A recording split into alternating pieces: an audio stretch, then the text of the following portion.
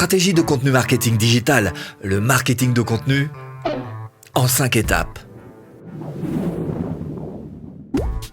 Bonjour, je m'appelle Stéphane et si vous comptez créer votre business en ligne de 0 et 100 euros, bienvenue sur cette chaîne qui travaille à domicile.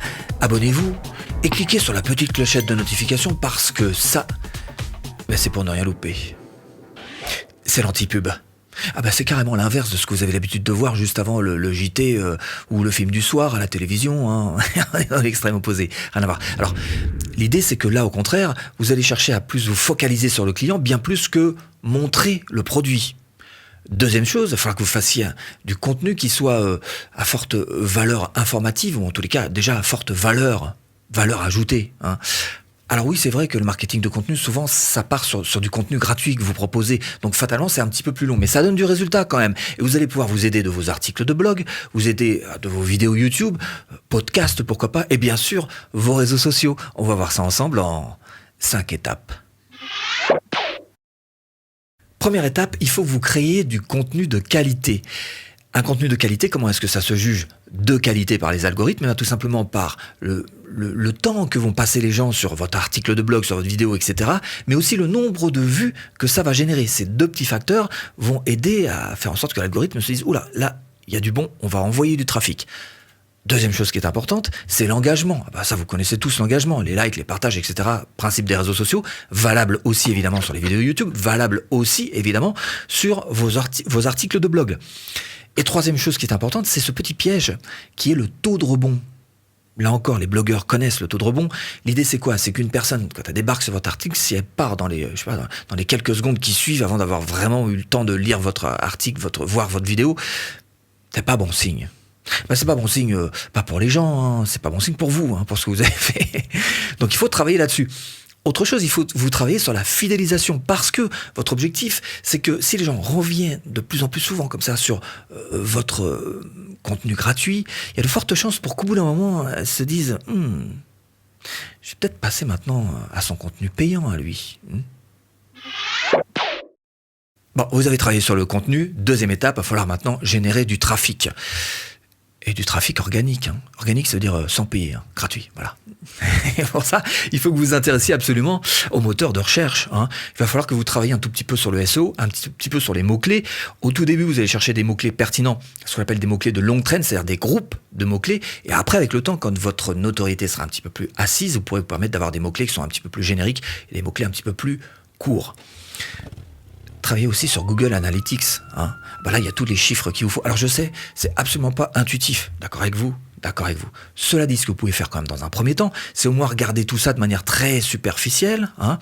Vous allez voir qu'avec le temps, ces chiffres vont vous intéresser et vous allez vous mettre à gratter petit à petit et en savoir un petit peu de plus en plus sur les Google Analytics. Et notamment, vous intéresser aux ratios. Ça aussi, c'est important. Les ratios qu'il y a, par exemple, entre prospects et clients. Bref, le taux de conversion, la transformation de vos prospects en clients, hein, ça se mesure ça. Donc ça, ce sont des chiffres qui sont importants pour vous à connaître. Et puis dernière chose sur laquelle vous allez vouloir travailler, c'est votre notoriété. Exemple, pour moi, il est important que si on tape créer une formation en ligne, on voit ça, 2 vidéos sur 3 qui représentent donc mon cœur d'activité. Donc c'est quelque chose sur lequel vous allez devoir travailler pour votre marketing de contenu. Troisième étape, on va chercher à élargir la portée. Comment est-ce qu'on peut faire ça? D'abord, sur les réseaux sociaux, je prends l'exemple de Facebook, hein, et bien sûr, il faut que vous fassiez une bonne publication, c'est vrai, parce que qualité de publication égale partage, vous le savez. Cela dit, ce qui compte, si vous avez une page Facebook par exemple, c'est absolument pas le nombre de likes que vous avez, ça c'est la partie immergée de l'iceberg. Ce qui compte pour vous, c'est ce qui se passe sous l'eau, hein, les 4/5 de l'iceberg que personne ne voit, hein. Et qu'est-ce que c'est? C'est tout simplement le nombre de prospects que vous aurez réussi à attirer dans votre robot Messenger, hein. Si, je vous ai mis une formation là-dessous offerte sur le robot Messenger ManyChat. Donc ça va être votre objectif à vous que d'essayer d'avoir le maximum de prospects. Parce que juste les likes, c'est ce qu'on appelle du vanity metrics, hein, ça n'a pas grande valeur en fait. Deuxième chose qui est importante, ce sont les backlinks. Alors là, évidemment, les blogueurs connaissent le principe des backlinks. C'est quoi? C'est tout simplement qu'il y ait d'autres sites que le vôtre qui se réfèrent à vos propres articles de blog et qui vous envoient du trafic. Ça, bien sûr, ça fait monter la notoriété de vos articles et donc de votre site. Mais sachez-le, c'est aussi valable pour vos vidéos. Même principe. S'il y a d'autres gens qui s'en réfèrent à vos vidéos et qui vous envoient du trafic, les algorithmes vont se dire « Oula, On a un candidat sérieux là. Ben lui, on va faire monter les moteurs de recherche. Quatrième étape, bon maintenant il faut transformer. Transformer le prospect en client. Là, on se dépêche. C'est pas comme ça que ça marche. C'est même carrément tout l'inverse. Il faut prendre son temps. Prendre son temps pour installer une certaine confiance. Et c'est de cette confiance que va naître une certaine crédibilité. Et grâce à la crédibilité, vous allez pouvoir établir une relation. Et là, ça commence à devenir intéressant. En fait, l'idée, c'est que vous cherchiez à semer pour mieux récolter. C'est ce que je dis tout le temps. Soyez généreux dans votre marketing. Donnez pour mieux recevoir.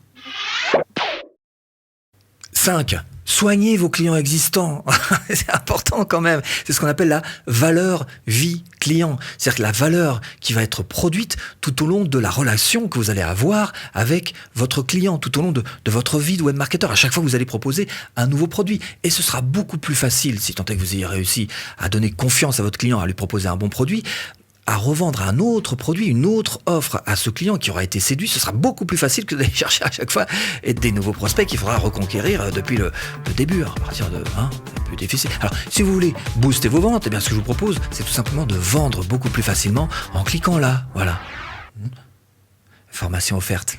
Bon, j'espère vous avoir un petit peu aiguillé dans cette botte de foin. Je vous dis à bientôt en vidéo.